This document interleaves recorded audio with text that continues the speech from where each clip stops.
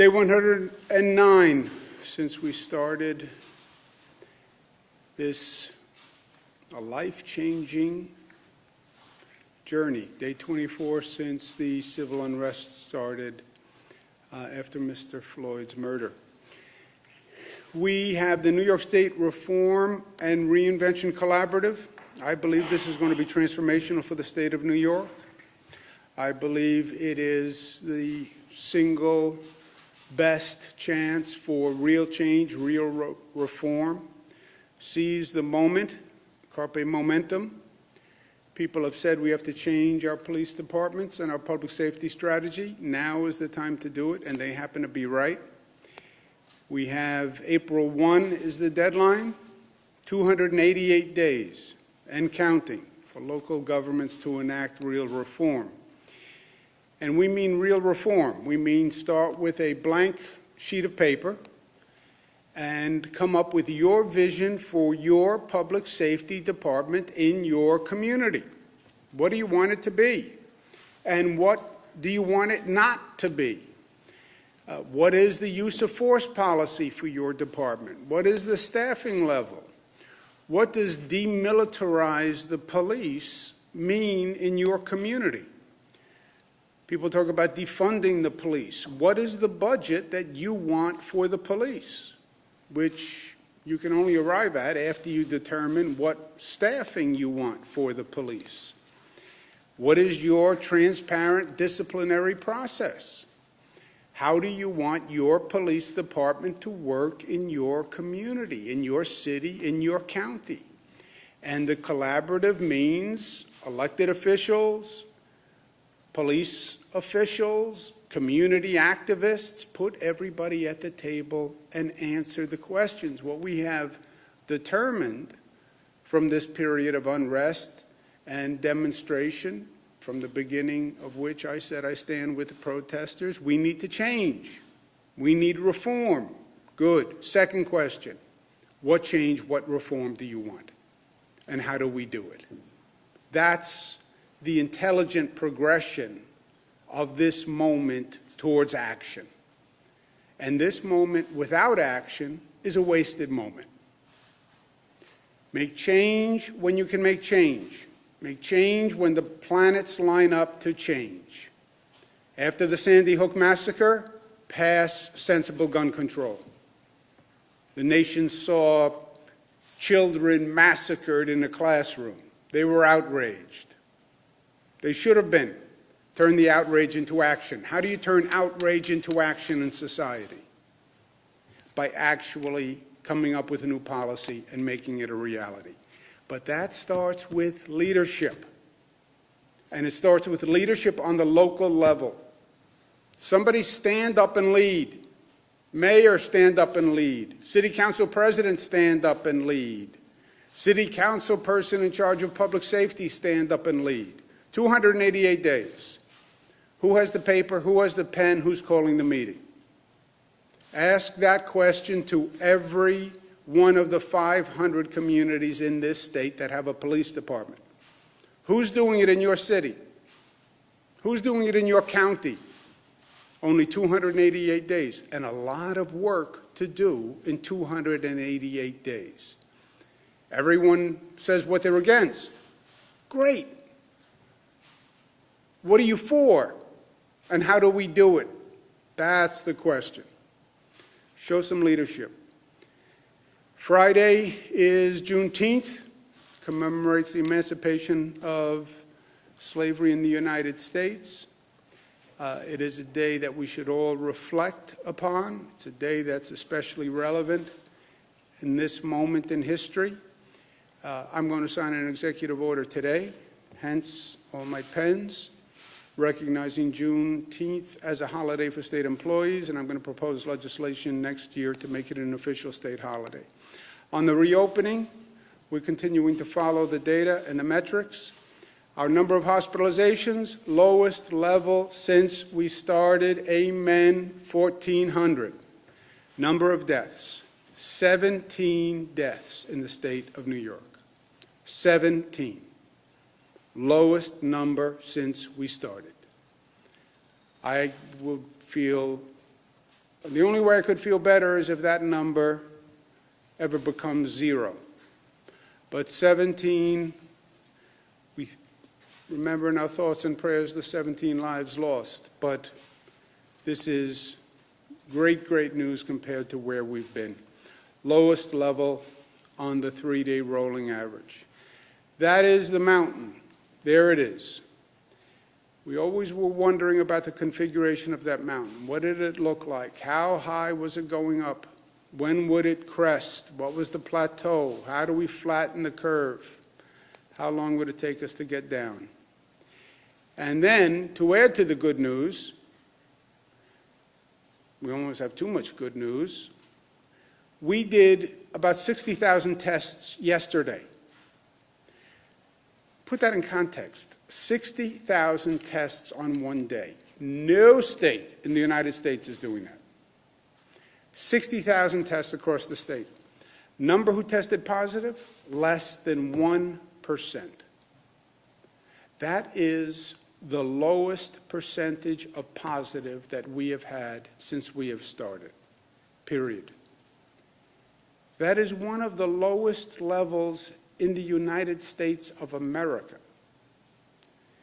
And we, once again, have demonstrated that we've gone from the worst infection rate in the country to the best infection rate in the country. Just think about that for a minute. Those are not words. Those are powerful facts. We had the worst infection rate. The rate of transmission was the highest. We now have the lowest rate of transmission. Just think about what this state accomplished, what the people of this state accomplished. And if I told you 108 days ago we were going to accomplish that, what would we have said? What would I have said? I would have said I didn't believe it. I would have said I didn't believe it was possible. But facts are facts. And you look at these facts, and I'm telling you today, the federal government is making a mistake. And it is making an historic mistake. And that is not a political comment. That is a fact-based, objective comment. That this federal government is making a mistake on the way it is handling this COVID crisis and how it is now advising states and the people of this nation. On the facts, it is a mistake.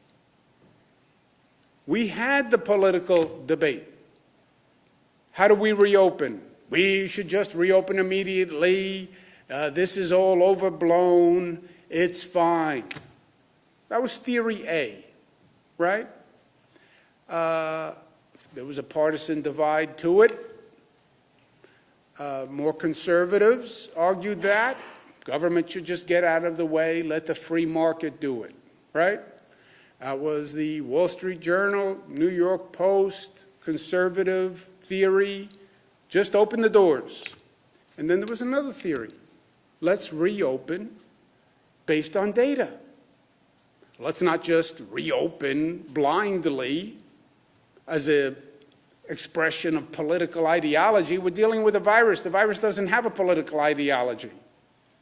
No doctor ever said to me, oh, we did a COVID test, found out it was conservative, found out it was liberal. It's a virus. It moves as a matter of science. But there were two theories. We tested the two theories. We went into the laboratory, we tested the two theories, and now you have numbers. And numbers don't lie. You have 20 states where you have the COVID virus increasing as a matter of numbers. Fact. Look at the headlines. Facts. The COVID virus is increasing in 20 states across the country. The states without the smart reopening plans are going up. That is a fact. It's not a Democratic fact. It's not a Republican fact. There are no Democratic facts and Republican facts. They were just facts. There's Democratic opinion, Republican opinion, but there are no Democratic facts or Republican facts. That is a fact. Well, what's New York's interest in the rest of the nation. First of all, we're Americans, and we care about other Americans. Secondly, on a parochial level, if those states are going up, they could spread the virus to New York. They have a higher rate of infection than New York. What happens when those people get on planes and fly to New York?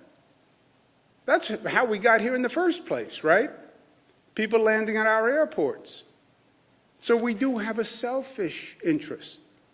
Same interest that so many states expressed when we were at the beginning of this, and they were worried about New Yorkers going to their states, right? We lived through that. Well, now it's the inverse. Now people are getting on planes, they're traveling. They could actually be bringing the virus to New York. Well, you hear from the federal government, the numbers are going up because we're doing more testing. That is just not true.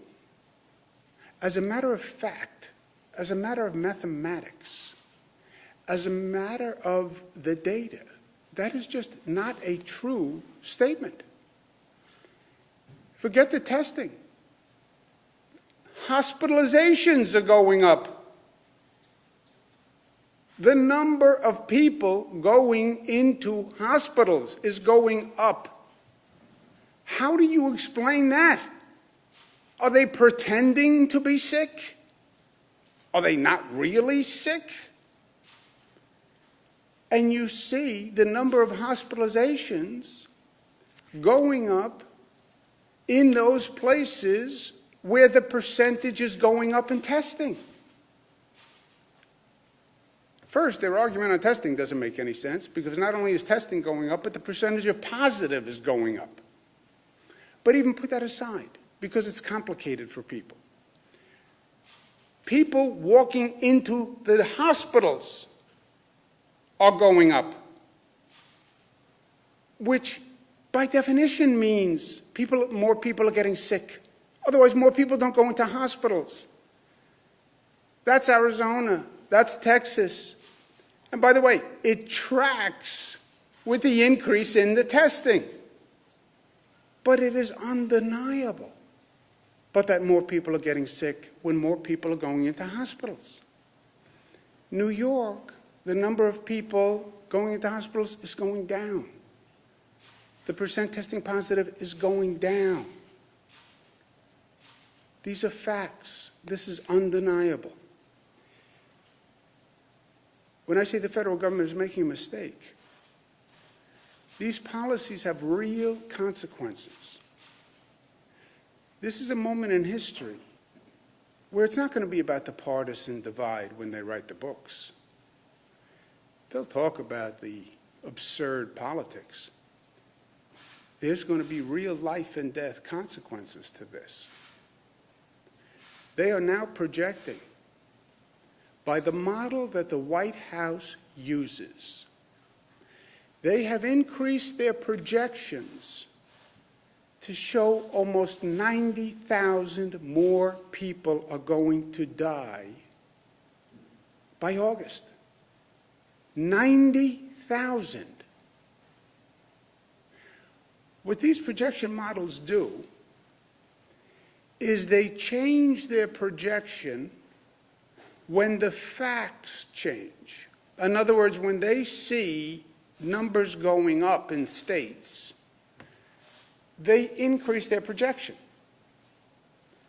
So they watch today's numbers, they see more hospitalizations, they then increase their projected deaths because they see more people going into the hospitals, so they increase their projected deaths. In April, they projected 60,000 deaths by August. May, they projected 134,000 deaths. Now they're projecting 149,000 deaths. Why? Because they're seeing the virus increase and they're seeing the hospitalizations go up.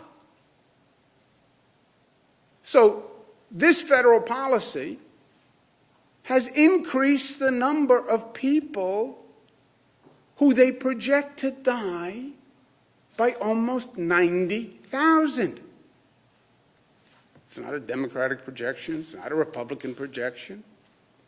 It's the projection of the model funded by Gates, which is relied upon by the White House. 90,000 people. Think about that, 90,000 people. Well, that's the cost we have to pay to get the economy back up and running. Really? That hasn't helped the economy. When the virus goes up, the financial markets go down. When the virus goes up, consumer confidence goes down. When the virus spread goes up, people get more nervous and less confident about government and about the plan and about their future. Feel good. Invest in America. Oh, more people are dying. Oh, we're reopening, but it's actually increasing the spread of the virus. But feel good. Come out and shop. People aren't stupid. They're not. People are smart. In New York, we stay smart. Being smart, Westchester, Rockland are to enter phase 3. Long Island is on track for Wednesday. New York City is on track for Monday. New York City will have been in phase 1 for 14 days. You look at all the numbers are good. You look at the number of tests, the positive tests. You look at it from the point of reopening, the numbers are good. Hospitalizations, since reopening, the numbers are good.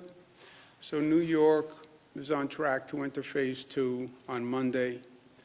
The same metrics we use in New York City are the same metrics we've used in every region across the state. And they have all shown to be accurate and effective. We don't change the rules for New York City. We don't change the rules for Long Island. It's one set of rules for everyone. And they have worked everywhere in the state. They work when we are responsible in what we're doing.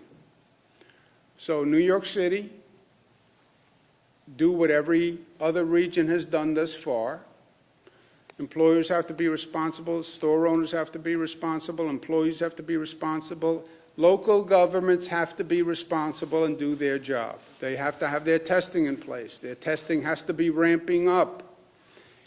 Part of the phasing is allowing the local governments to increase their capacity to handle the additional burden. They like to leave that out. The role for local governments, the responsibility for local governments has been going up. Every time you hit a new phase, they have to have more sophisticated tracing, more sophisticated testing, more sophisticated compliance because the number of people are coming up. The phases are not just automatic. The phases are allowing the local governments to get their act together.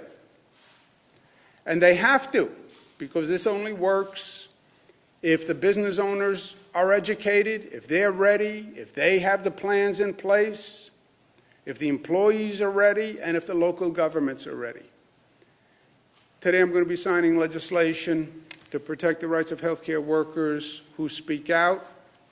Quote-unquote, whistleblowers should be protected. But New York has climbed the mountain. And it was the highest mountain in the state of New York. I'm going to declare the COVID mountain the highest mountain in the state of New York. It's not really a mountain because it doesn't exist. But it's a mountain to me, and it's a mountain to many people. And it's a mountain that we had to climb, which was unlike any other climb, because it went straight up. And you couldn't see the top because the top was in the clouds. But the only strategy was every day to take the next step. Take the next step, take the next step, take the next step. It was hard. It was exhausting. It hurt. But you'll find the top, even if you can't see the top, through the clouds. Just keep climbing, you'll find the top. Almost blind faith. And we determined the top by flattening the curve. You flatten the curve, you create the plateau, you create the crest. We created the crest. But then we had to come down the other side. And that was a long journey. It was about 42 days up the mountain, about 66 days down the mountain when you look back. Who's counting? I was counting every day. We climbed the mountain, and we're on the other side. There are other mountains to climb. And remember that we didn't create this mountain. We didn't create this crisis. This crisis was created because the virus did not come from China. It did not come from China. Mistake. The virus came from Europe. The virus came from Italy. The virus came from France. The virus came from Spain. How did that happen? I never heard that. I know, because nobody ever said that. Nobody ever told us. The virus left China and went to Europe. That's what happened this past January. And then the virus came here from Europe. January, February, March. Federal government didn't do a European travel ban until when? March 16th. January, February, March.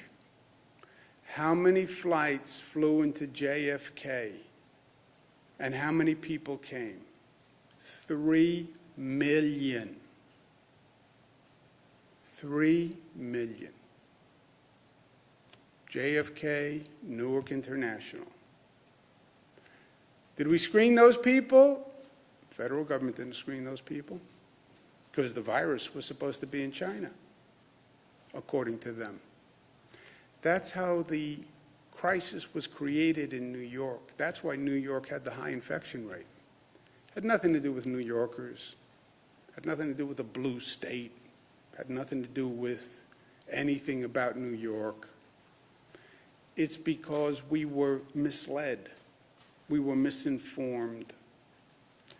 And the virus was coming from Europe. That's what created the crisis. So we had nothing to do with the creation. And then we had the worst crisis in the nation. And then we were left on our own, by and large. But we managed it.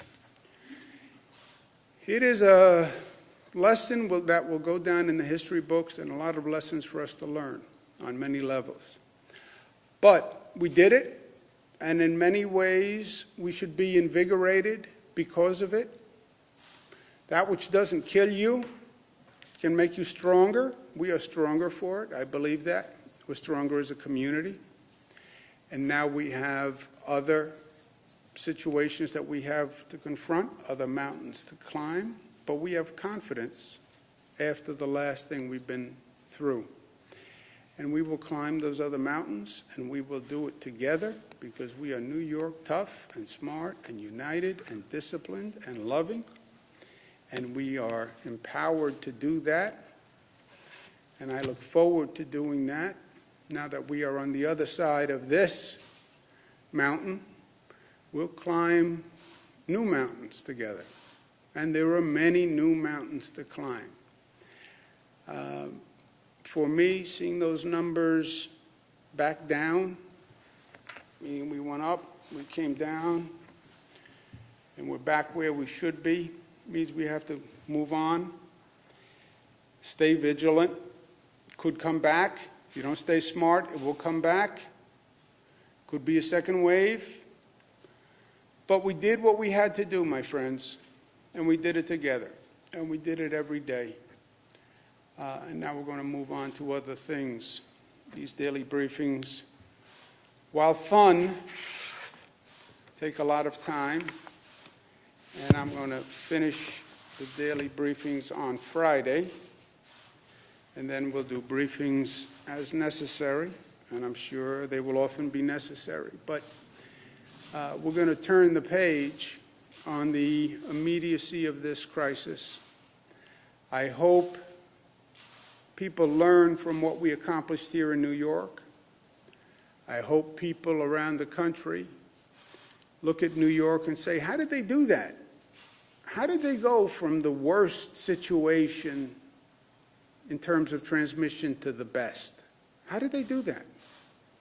I hope they look around and say, how can all these states be going up and New York is going down? How can that be? I thought New York had such a terrible problem. All that density, all that crowding.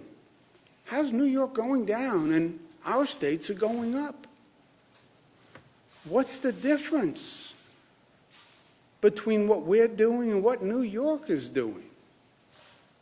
Isn't that peculiar? How can New York be going down and we're going up? That would be the logical question to ask. And there is a logical answer. And that answer can save lives. We have saved tens of thousands of lives in New York. And that is more important than any of this other stuff. I've signed the executive order. Questions? Governor, in terms of saving lives, there have been roughly now about 6,200 confirmed and presumed deaths in nursing homes. And talking to medical experts, specifically those that study nursing homes, they've said that perhaps that March 25th directive that we've all talked about at length potentially contributed to more deaths than might have been seen in New York had that directive not been implemented. So wondering, who advised, and this is also a question for you, Commissioner, who advised both you, Governor, and you, Commissioner, regarding that March 25th directive, and do you regret putting that into play? I know now it's been partially walked back. Do you regret it? Let's do this one more time. I understand the politics on the issue. I understand what the Republicans say on the issue. It's not a coincidence that this is primarily an argument put forth by Republicans, right? That is a factual statement. Factually, it is. You look at the congressional members that put it forward, they are Republican congressional members. You look at the columnists who put it forward, they are primarily Republican conservative columnists. That is a fact. And here's the fact to them. We followed federal CDC guidance. If they want to start with an analysis of in retrospect, start with the first fact. Why did the federal government give that guidance to states? That's the only relevant question if you want to go down that road. Well, Governor, hold on, as Go a ahead. follow-up, Governor, but then why didn't you listen to either the health department or other state professionals, state medical professionals who could have advised? You just spent the past half hour talking about how the federal government was mistaken. Why didn't you guys, after 20 If you months of ask, this? we did, and if you ask public health officials,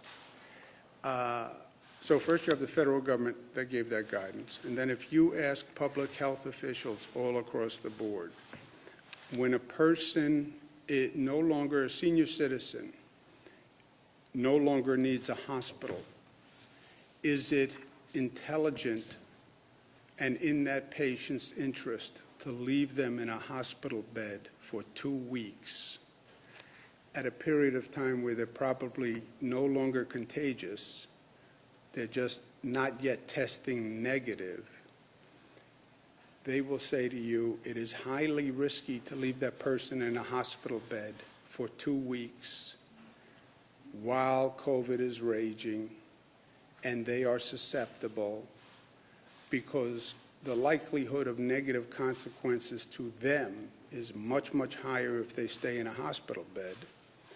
And they will say a nursing home is a better environment if the nursing home can provide adequate, safe care where they care for that COVID person in a way that protects the other people in the facility, even though that senior citizen may not be contagious at that point. And the condition of the nursing home accepting that person was that the nursing home said, we can take that person and treat that person and give that person the treatment they need, and we can do it in a way that protects the other people in our facility. They will all say that was the best path for that senior citizen. They will all say, don't leave a person in a hospital for 2 weeks. There are infections. You can get sick being in the hospital, believe it or not. Sepsis, etc. So get that person out of the hospital as soon as you can. The person is probably in a stage of the disease where the person is not contagious. They just haven't tested below the antibody level to be negative. If the nursing home says we can take that person and protect the others. And that was the system in every case. In every case. New York State is 35th in the nation. 35th in the nation in terms of percentage of nursing home deaths. 35th in the nation. So Mr. McManus's of the world, Mr. Goodwin's of the world, find a different argument. Or start with the fact, if there is any facts left, it was guidance from Mr. Trump. Go ahead, sir. Governor, but Thank did you. you talk to anyone from the Medical Society of New York? Well, is that Did you talk to the nursing is that homes? your medical opinion, doctor, or do you want to add anything? I think the governor has crystallized this. I would add one point is perhaps you should look at the Harvard expert who mentioned that that this is from asymptomatic people who came into the nursing home workers. But I think the governor has crystallized that answer. Actually, so he also has a problem, as do several other experts, with how the state health department has changed data. So on that, how come you guys stopped recording in the daily coronavirus death counts regarding nursing homes the people that were from nursing homes who died in hospitals? That disappeared from the tally. Why did you guys change that? That data is in the hospitalization data. It's there. The data is. It's not in the nursing home breakdown. We have. You can go online. You can see all the data that we have there. You guys also stopped including the top line number. So now I have to tally it. Yeah, I know.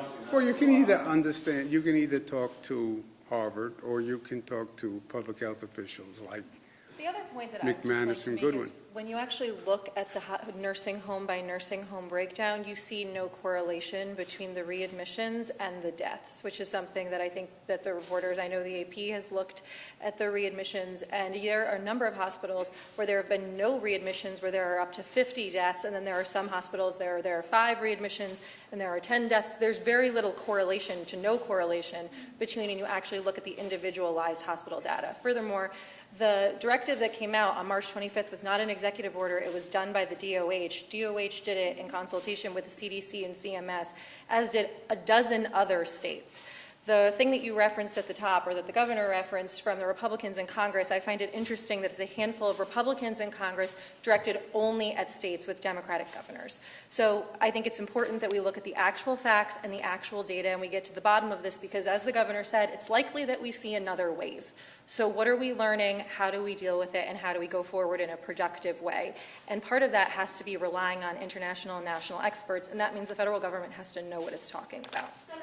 Blasio wants to expedite the release of body cam footage, speed up the disciplinary process, and release disciplinary records of police officers online. Are you going to require the same for state troopers and other police departments across the state? I don't think we should be doing this piecemeal. You have all sorts of piecemeal proposals that are out there. I'm not commenting on Mayor de Blasio. I don't know any of these proposals that you mentioned. But all across the country.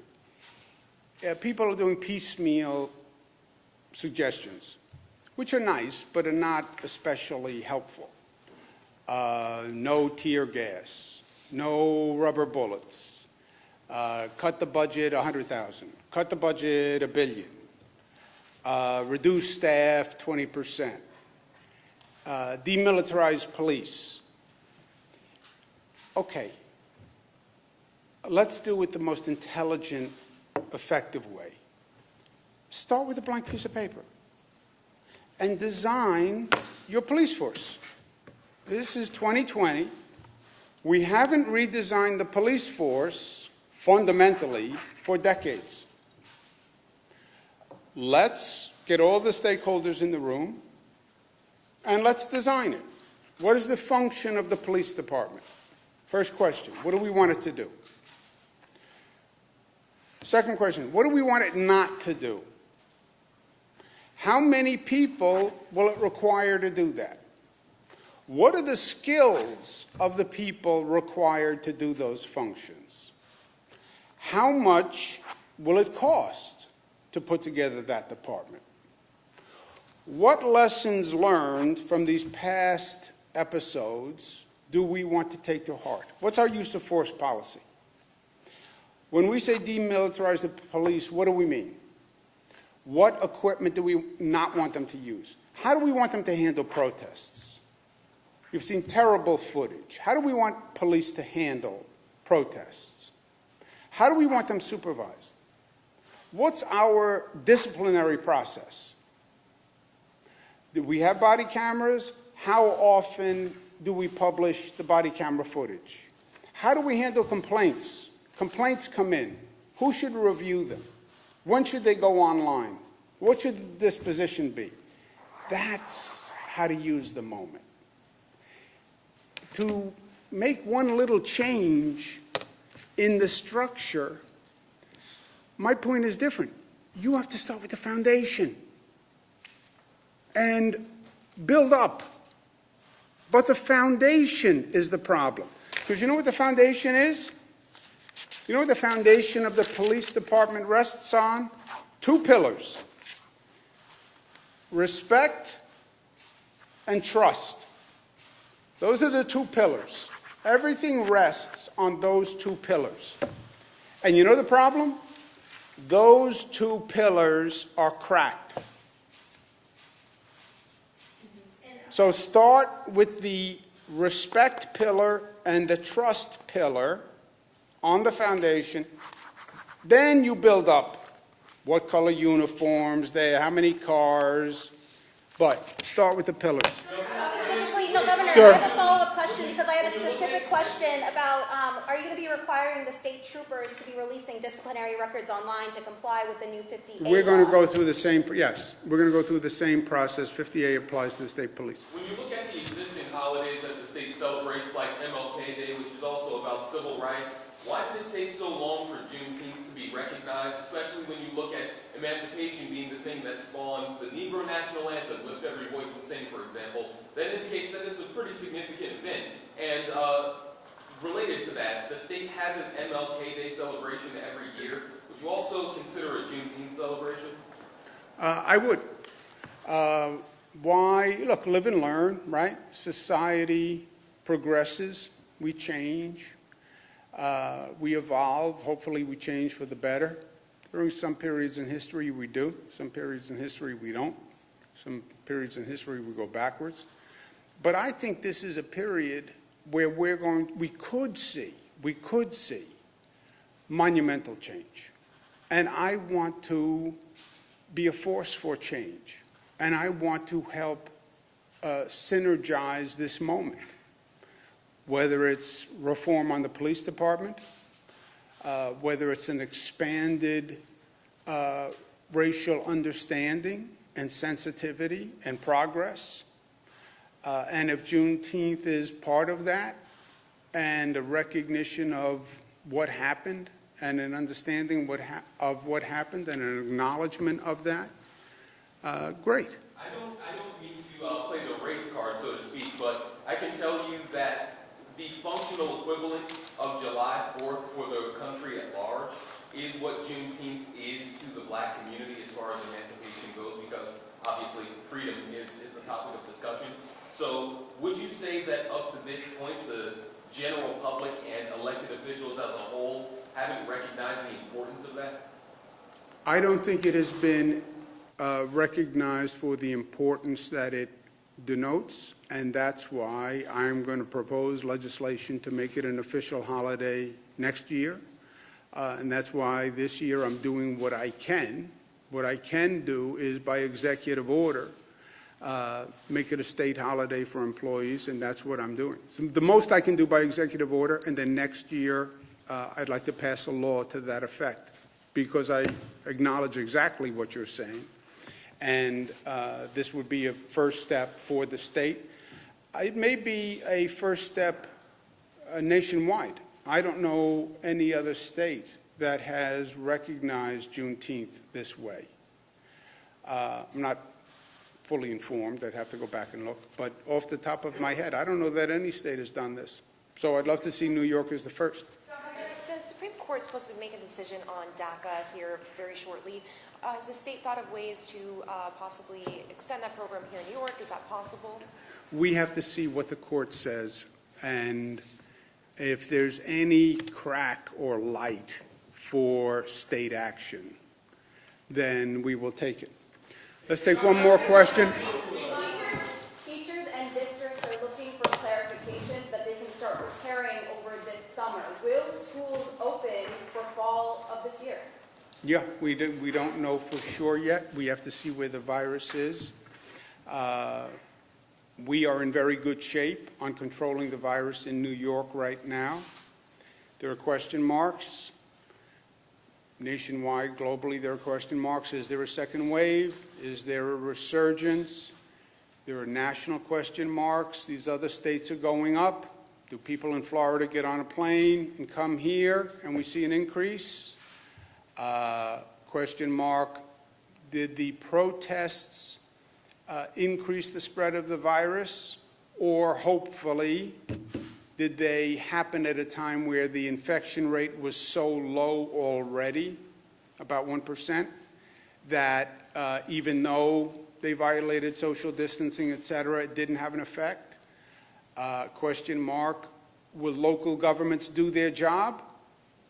Are they doing the tracing and the testing and compliance? Question mark.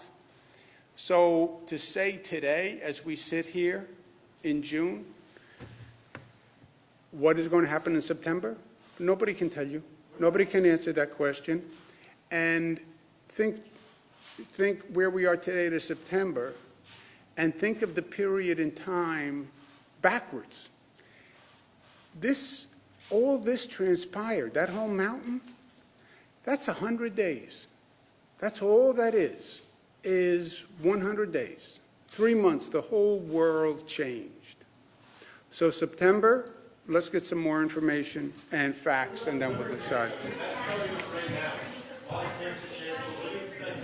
Paul, you've talked about the need for that sort of standard nationally, or, because it's a big decision. We answered those questions, right?